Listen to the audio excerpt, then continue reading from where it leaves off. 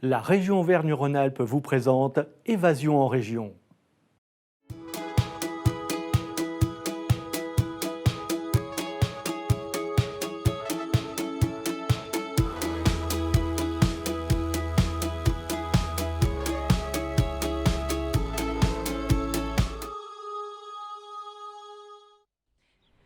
Bonjour à tous, je suis ravie de vous retrouver pour un nouveau numéro de notre émission estivale Évasion en région. Vous le savez, on part tout l'été avec vous à la découverte de nos territoires. Et ce mercredi 5 août, nous sommes à Chamonix et je suis avec monsieur le maire Éric Fournier qui nous accueille. Merci d'être avec nous. Mais c'est moi qui vous remercie. Très heureux de vous accueillir ici avec toute la délégation chamoniarde qui va animer cette émission. Et puis le beau soleil. Alors avant de démarrer avec vous, je présente rapidement les invités qui vont se succéder. Je recevrai Stéphane Boisard, président de l'Office de tourisme de Chamonix, Antoine Burnet, le directeur commercial et marketing de la Compagnie du Mont-Blanc, et enfin Jean-Philippe Coutet de la Caisse de secours de la Compagnie des guides de Chamonix. On va parler notamment de la fête des guides. Mais avant ça, ma première question, on a envie de savoir comment se passe l'été. Est-ce que tout se passe sereinement dans ce contexte un peu particulier qu'on connaît ? Alors oui, sereinement, résolument. Après, effectivement, on est comme tout le monde, hein. La normalité, elle est relative, on l'a retrouvée, on essaie de la conserver. C'est pour ça aussi qu'on essaie de faire en sorte que notre population, qu'elle soit touristique ou permanente, puisse profiter de cette vallée dans des bonnes conditions de sérénité, avec le port du masque actuellement, avec un certain nombre de mesures, mais qui ne sont pas du tout incompatibles avec le fait de profiter de...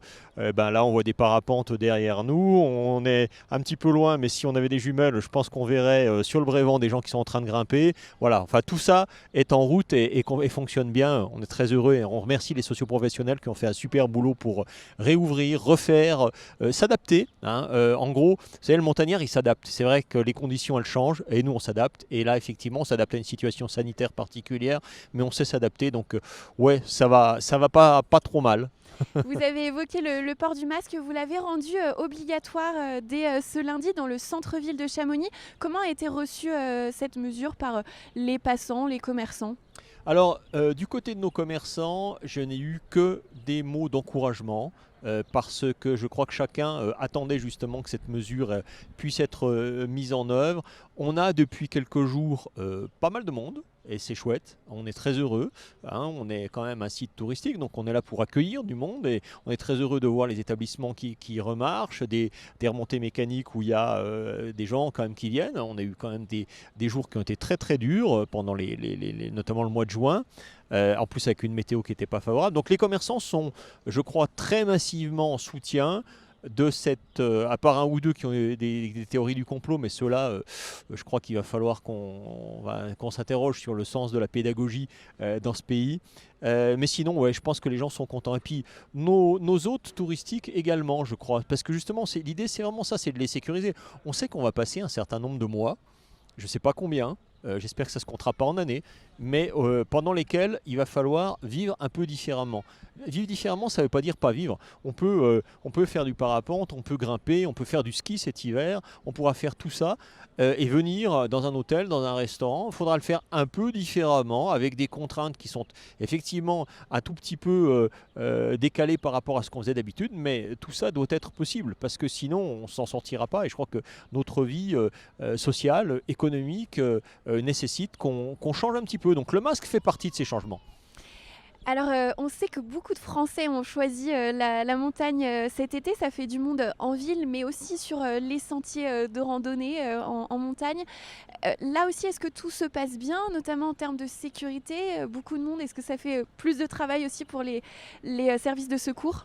Alors, écoutez, on a les services de secours, c'est un peu différent parce que souvent les conditions qui marquent l'accidentologie et le nombre de personnes qui sont secourues. Par contre, ce que je peux vous dire, c'est que on a du monde, mais on n'a pas plus de monde que ces dernières années, hein.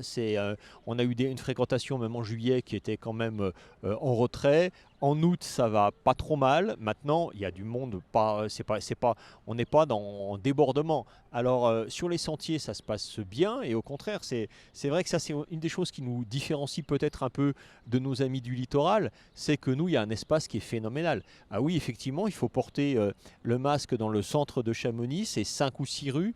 C'est 0,001%, je crois, du territoire de la commune. Par contre, vous avez des dizaines de milliers d'hectares qui sont à disposition pour faire plein de choses. Donc on ne constate pas physiquement de problème, et effectivement ce qu'on essaye de faire, c'est les lieux simplement où il y a de la concentration, par exemple les pieds des remontées mécaniques ou bien les rues les plus fréquentées. On donne des mesures ou un sens à ces mesures de distanciation. Mais ça se gère très bien et actuellement on n'a pas de problème. Puis on est très vigilant, si tant est qu'on a une difficulté, qu'on nous la rapporte pour la traiter immédiatement. Vous parlez des grands espaces, on est évidemment au pied du Mont Blanc. Vous avez milité pour un meilleur encadrement des accès, des ascensions. Où est-ce qu'on en est? Quel est votre point de vue là sur cet été? Comment ça se passe? Je crois que là aussi il faut raison garder, c'est comme un peu dans la crise que nous traversons.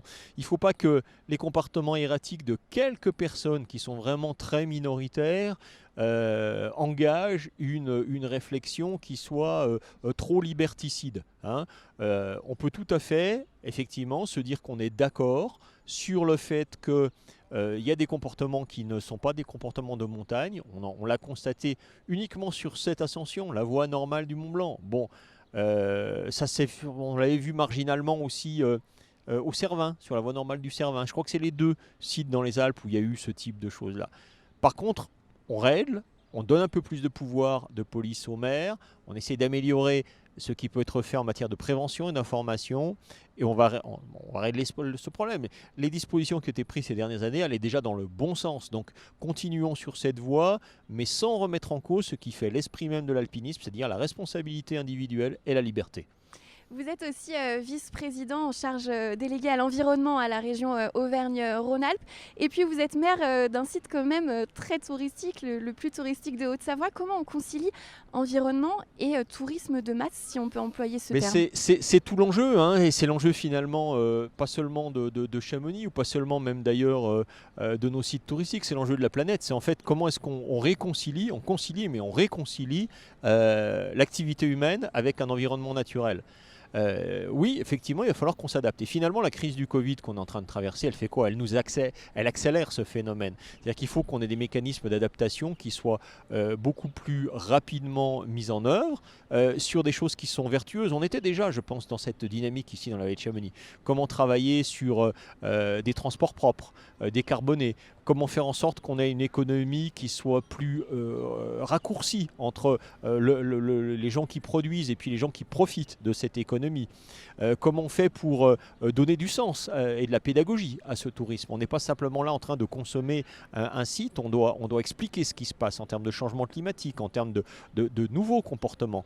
Les nouveaux comportements, ça va jusqu'à le choix, par exemple, d'une destination, le choix d'un mode de déplacement pour cette destination. Si je me bats pour le ferroviaire, c'est aussi pour ça qu'on vienne dans nos vallées, pas seulement à Chamonix, mais dans toutes nos vallées alpines et de la région, avec un mode qui soit décarboné et respectueux. Comment est-ce qu'on travaille avec nos hébergeurs pour faire en sorte qu'ils offrent quelque chose qui soit éco-friendly demain, aussi, ça se fait déjà, et le comportement de chacun sur les déchets, sur sa manière de s'adapter. Donc tout ça, c'est un virage, et effectivement Chamonix c'est un symbole. Donc Chamonix se veut un élément, alors avec beaucoup de modestie et d'humilité, mais un élément un peu moteur dans cette nouvelle stratégie qui vise non pas à opposer l'économie touristique et l'environnement, mais à la reconstruire autour de ses valeurs. En 3 mots très, très, très rapidement, parce qu'on n'a plus beaucoup de temps, mais vous avez inauguré très récemment avec Laurent Wauquiez une nouvelle voie cyclable. Pourquoi cet axe entre le pont des Gaillans et le carrefour d'Entrèves? Ça fait partie là, aussi de nos nouvelles mobilités, de nos nouvelles manières de se déplacer. C'est-à-dire que quand on est dans un fond de vallée et puis qu'on a des gens qui sont plus des sportifs pour la plupart, c'est quand même chouette de dire, tiens, voilà, vous avez une possibilité d'aller à votre travail, travail, d'aller à la piscine, d'aller faire vos déplacements du quotidien autrement qu'en prenant votre voiture. Donc le réseau de pistes cyclables se développe très très vite. Au total, on a mis plus de 6 millions d'euros ces dernières années sur ces premiers kilomètres entre les Ouches et Chamonix. C'est un barreau qui fait à peu près 8 à 9 kilomètres. Et puis là, on va également travailler un petit peu sur le haut de la vallée et les liaisons qu'on va faire avec l'ensemble de nos sites. Eh bien, merci beaucoup Eric Fournier, merci de nous avoir accueillis. On vous souhaite une bonne continuation pour cette saison d'été. C'est moi, merci à vous. Je vous invite donc à remettre le masque puisqu'il est obligatoire pour quitter le plateau. Vous avez raison, sinon le maire va m'engueuler. Avant d'accueillir mon prochain invité qui va prendre votre place sur ce plateau, ce sera Stéphane Boisard qui est le président de l'Office de tourisme. Monsieur le Président. Bienvenue. Bonjour, merci. Merci d'être avec nous. Alors on a posé la question à Monsieur le maire, mais c'est une question qu'on se pose beaucoup cet été. Oui. Comment se passe la saison à Chamonix ? Alors, elle se passe mieux que ce qu'on pouvait penser. Grâce à un certain nombre de choses qu'on a pu mettre en place. Alors même si forcément il y a quelques segments qui sont plus impactés que d'autres. Au final, au jour d'aujourd'hui, les derniers chiffres nous font état d'une baisse d'activité de l'économie de moins 17% sur le mois de juillet, et sur le mois d'août on serait à moins 6%, avec des semaines, notamment celle-là et la suivante, où on est supérieur en l'an dernier. Par contre forcément à la fin, avec l'absence du TMB qui est un des temps forts de l'été à Chamonix, on a une baisse qui est marquée et on retrouve l'activité qu'on a connue avant. Voilà. Je vous invite, on a oublié, mais je vous invite à enlever votre masque, on vous comprendra mieux. Et puis on a le droit parce qu'on ne bouge pas, on est à plus d'1 mètre. Absolument. Vous l'avez dit, la saison se passe plutôt bien. On sait que Chamonix, d'habitude, il y a beaucoup de touristes internationaux. Il manque tout de même cet été. Bien sûr, c'est le gros problème, c'est ce qui a initié toute notre démarche, parce qu'effectivement, notre côté très international est très pénalisant. On le voit avec Genève, qui a le même positionnement très international et qui est vraiment en souffrance. Nous, on est arrivé à inverser un petit peu la balance, mais évidemment que ce côté international manque notamment sur certains segments. Je pense que vous avez la compagnie des guides après, ils en parleront mieux que moi, mais les accompagnateurs en montagne par exemple sont très touchés par l'absence d'Américains. Voilà. Qu'est-ce qu'on peut faire tout de même ? Il y a des choses qui ont été annulées. On a notamment le Cosmo Jazz Festival qui est un temps fort qui malheureusement n'aura pas lieu. Effectivement, les deux gros temps forts de l'été, enfin les trois, avec la Coupe du Monde d'escalade, avec le Cosmo Jazz, avec l'UTMB, malheureusement ne pourront pas avoir lieu. Par contre, il y en a d'autres sportifs comme le Trail d'Argentière qui est beaucoup plus petit, mais qui avec une jauge plus petite devrait pouvoir se tenir fin août. Donc il y a d'autres choses, et puis bien évidemment toutes les activités qu'on fait habituellement. Et puis surtout la grande nouveauté, c'est ce travail qui a été lancé et initié par l'Office du tourisme avec ce qu'on a dénommé Village Vacances Grandeur Nature, où l'idée c'était vraiment de donner accès à la clientèle à un certain nombre d'activités. Il y en a 25 à faire chaque jour. On touche à peu près 600 personnes par jour. Et la construction de ces produits s'est faite systématiquement avec des socioprofessionnels de la vallée qui étaient impactés assez fortement par cette crise. Et le but, c'était de leur garantir, nous, un peu d'activité et de pouvoir offrir quelque chose à nos clients. Et pour l'instant, ça marche très bien, presque trop, parce que malheureusement, beaucoup d'activités sont complètes. Et au jour d'aujourd'hui, on refuse des clients malheureusement, mais ça nous donne beaucoup de pistes de travail pour l'hiver prochain. Vous avez eu trop de succès finalement. On a presque eu trop de succès. Après, même si les gens n'arrivent pas à faire ça, il reste toutes les autres activités qu'on peut pratiquer à Chamonix. C'est pas ce qui manque. C'est une vallée qui est très riche, qui s'étend sur 24 km, on aime bien dire de Châtelard à Châtelard, donc, puisque les deux coins de l'entrée de la Comcom s'appellent Châtelard. Voilà, c'est un territoire vaste avec le cadre qu'on connaît, qui sublime toutes les activités qu'on fasse, qu'on joue au golf, qu'on fasse de la randonnée, qu'on court, qu'on fasse du vélo, voilà, ou simplement qu'on se promène ou qu'on soit assis en train de lire un livre. Alors on connaît les best-sellers, si on peut dire, de Chamonix. Il y a l'Aiguille du Midi, le petit train du Montanvert. Est-ce que vous avez des petites choses plus confidentielles, si on est de passage à Chamonix, qu'on peut faire Alors, il y a à Chamonix, il y a quelque chose qui est indispensable à faire, c'est marcher un petit peu. Et pour voir la vue, on a la chance d'avoir plusieurs versants. Randonnée pour aller sur le lac des Chaiseries, qui est probablement l'un des endroits les plus photographiés à Chamonix et où se reflète l'ensemble de la chaîne des Aiguilles de Chamonix. Ça reste un côté magique. Le tour aussi avec la montée au refuge Albert Ier, qui va permettre aux clients de voir et de toucher le glacier pendant qu'ils sont encore là. Ça reste des moments assez magiques. Et puis pour ceux qui sont un peu plus sportifs, aller monter à la jonction, c'est un peu plus long, un peu plus physique, mais du coup il y a aussi beaucoup moins de monde. C'est là aussi l'occasion vraiment de s'immerger dans la haute montagne et dans ce qu'est Chamonix avec tous ces glaciers qui nous entourent. Ça donne envie en tout cas. Est-ce que vous restez optimiste là pour la suite de la saison et puis pour la saison d'hiver qui arrive? Alors pour la suite de la saison, on va dire en tout cas jusqu'à la fin de l'été, oui, on est relativement optimiste. Forcément, on est plus inquiet parce que Chamonix fonctionne quasiment toute l'année, à part le mois de novembre qui est vraiment le plus creux. Mais du coup, on est quand même un petit peu plus inquiet sur les mois de septembre, octobre. Où là on a beaucoup moins de visibilité sur ce qui va se passer. On sait qu'a priori on ne devrait pas avoir les longs courriers, donc on a quand même cette problématique un petit peu en tête et on réfléchit peut-être à comment est-ce qu'on pourrait faire pour redynamiser un petit peu notre offre les week-ends, en semaine, sur cette période plus creuse. On sait que les stations essayent effectivement de dynamiser un petit peu les ailes de saison. Ouais. Vous avez déjà des idées concrètes ou Concrète, typiquement ce qu'on a mis en place, pourquoi pas essayer de le mettre en place sur l'automne pour donner accès à un certain nombre d'activités et faire découvrir notre vallée d'une façon un petit peu différente et en immergeant nos clients directement dans ces activités, pour leur faire savourer l'offre pléthorique qu'on a à Chamonix. En tout cas, leur donner un avant-goût, voilà. Eh ben, on les invite en tout cas à découvrir Chamonix. C'est une très très belle station. Merci beaucoup. Juste pour terminer sur votre question de l'hiver, oui, c'est un vrai sujet d'inquiétude parce que la part économique, si on a plus de clients l'été que l'hiver, la part économique est inversement proportionnelle. Elle est très importante et pourrait être très impactante. Et forcément, avec là encore une fois l'absence de vols intercontinentaux. Et on s'inquiète un petit peu sur la fréquentation de la clientèle anglaise, par exemple, avec le Brexit, avec les vols low cost. C'est un vrai sujet d'inquiétude aujourd'hui et qui va nous conduire probablement à travailler sur certains axes avec l'ensemble des opérateurs touristiques pour essayer une fois de plus d'être attractif, de séduire peut-être et probablement de nouveaux clients, des plus proches comme ceux qui sont un peu plus lointains, mais leur montrer un autre visage de Chamonix. Voilà. Bon, on vous souhaite que tout se passe bien. En tout cas, merci beaucoup Stéphane Boisard d'être venu vous en nous prie. voir.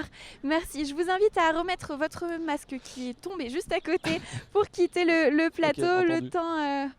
Merci. Merci à vous. Au revoir. Le temps pour Et moi bonne donc d'accueillir notre prochain invité qui est Antoine Burnet. Il va me rejoindre sur le plateau. Il s'agit du directeur commercial et marketing de la Compagnie du Mont Blanc. Merci d'être avec nous. Alors la Compagnie du Mont Blanc qu'on ne présente presque plus, je vais en dire un petit mot tout de même, c'est la société qui exploite les domaines skiables, les remontées mécaniques, les sites touristiques de la vallée de Chamonix. Bonjour Antoine. Bonjour et merci d'être venu nous voir aujourd'hui à Chamonix. Alors ces dernières années ont été plutôt compliqué, si on peut le dire, pour la compagnie. Il y a eu des soucis techniques, l'incendie des Grands Montets. Et puis là, cette saison 2019-2020 écourtée, un été un petit peu compliqué. Est-ce que vous gardez tout de même le sourire? C'est une très bonne question. Alors effectivement, on va dire que oui, on garde le sourire parce que notre métier, c'est le tourisme, c'est d'accueillir de la clientèle, des visiteurs. Et donc, il faut accueillir les clients avec avec une joie de vivre, même si elle peut être un peu dissimulée par rapport à un contexte difficile qu'on vit aujourd'hui. Mais on est là pour donner du plaisir aux gens, de leur faire vivre des expériences. Donc, quoi qu'il en soit, on gardera le sourire. Et puis, comme vous l'avez dit, effectivement, depuis plusieurs années maintenant, il ne se passe pas une année sans qu'on ait malheureusement une période un peu difficile. Et très souvent, voire la plupart du temps et tout le temps involontaire de notre part. Mais maintenant, la Compagnie du Mont Blanc, on va dire, on a un caractère de montagnard, donc on fait preuve de résilience, de courage et puis de gros travail en équipe avec tous les collaborateurs, les coéquipiers de la Compagnie du Mont Blanc. Et on est là, on reste là, on est solide. Voilà. Vous avez dû adapter un petit peu le fonctionnement dans ce contexte ? Alors tout à fait, effectivement, ce contexte avec la Covid-19 nous a amené à prendre rapidement des mesures parce qu'on a on a été les premiers à réouvrir notamment nos installations phares que sont l'Aiguille du Midi et la Mer de Glace pendant les week-ends à partir de la mi-mai et sur le mois de juin. Et donc pour pouvoir le faire, il fallait qu'on puisse assurer et garantir une sécurité sanitaire aussi bien à nos coéquipiers qu'aux visiteurs. Et donc on a mis en place tout un protocole de sécurité, d'accueil, d'hygiène, et notamment avec le port du masque obligatoire dans les phases de transport en téléphérique, en train ou en télécabine, et également dans tous les espaces clos où le masque est obligatoire, et une notion aussi de distanciation. On a également installé des caméras thermiques au départ des sites les plus fréquentés, et en tout cas les premiers sites qu'on a ouverts, comme l'Aiguille du Midi et la Mer de Glace.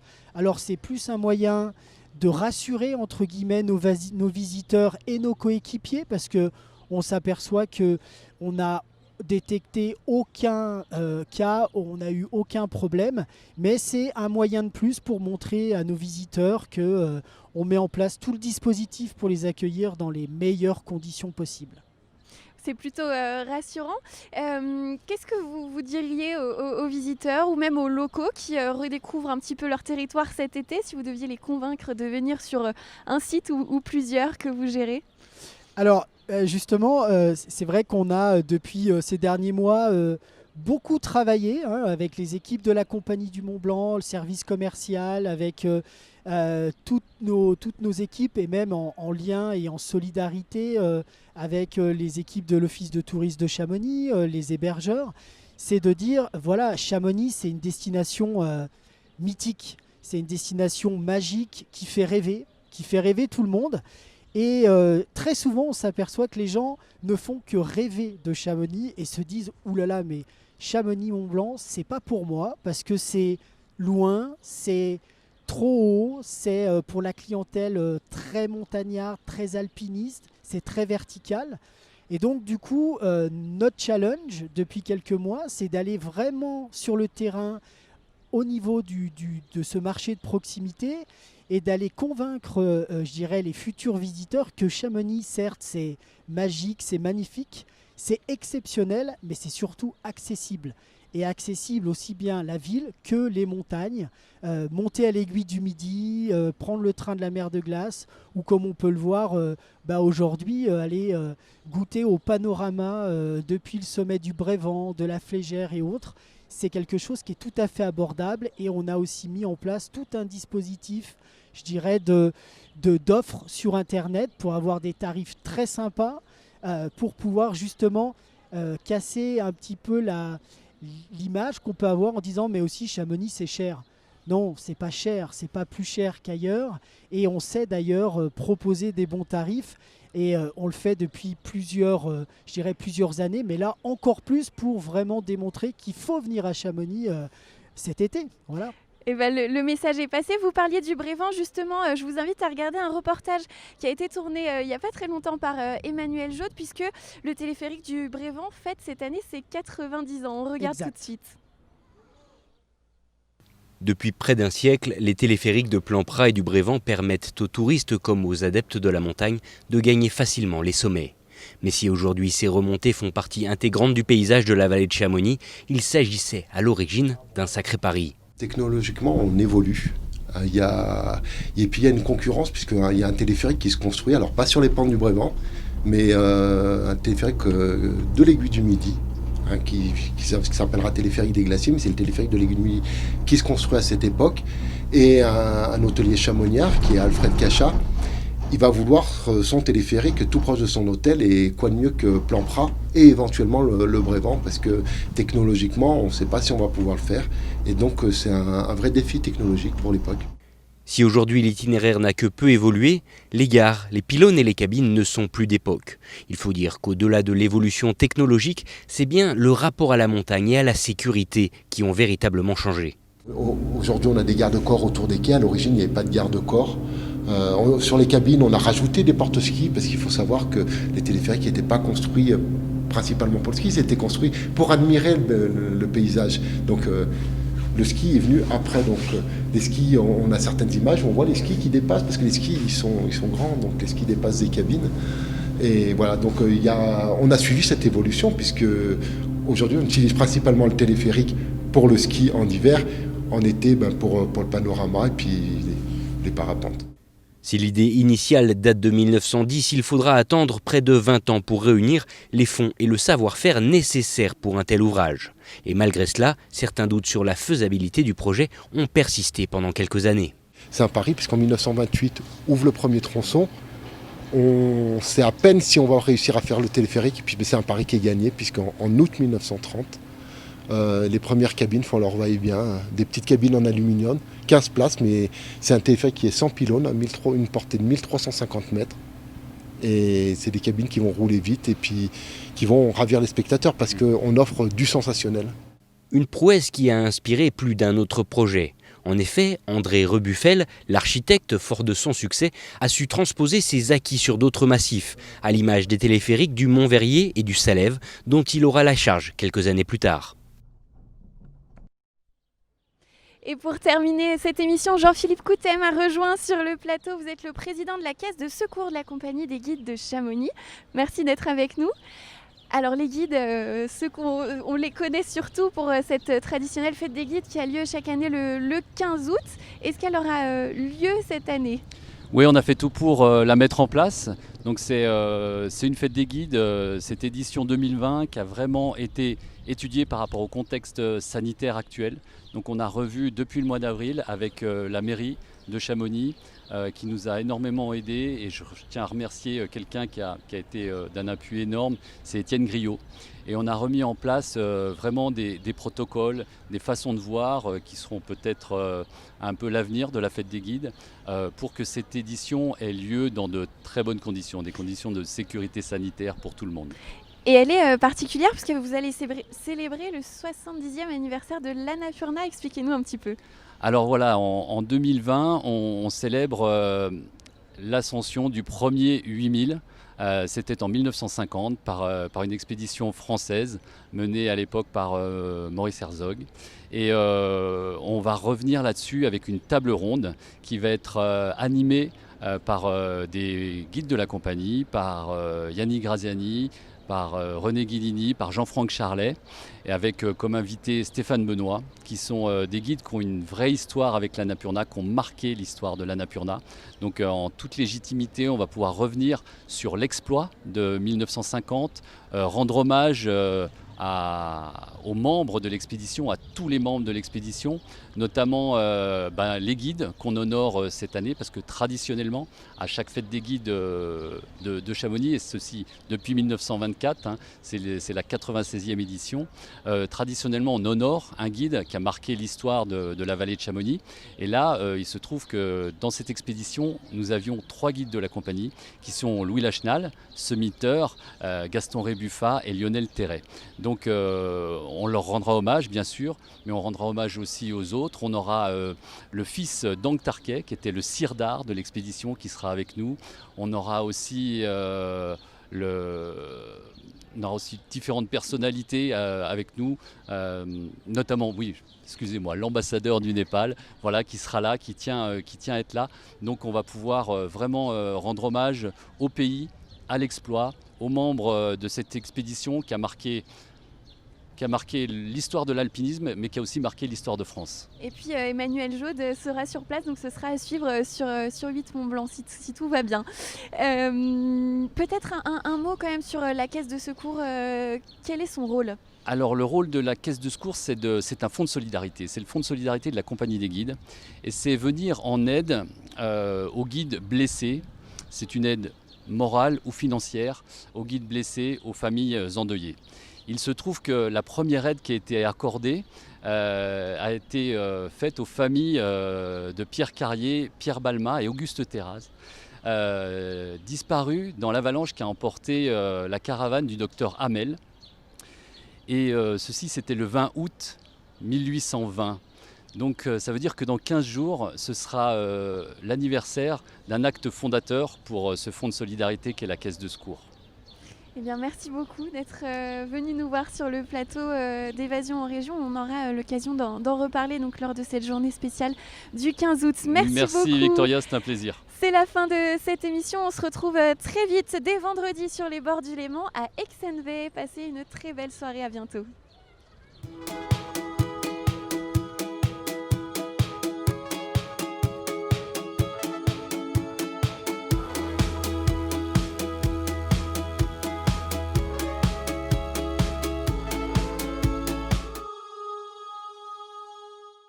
La région Auvergne-Rhône-Alpes vous a présenté Évasion en région.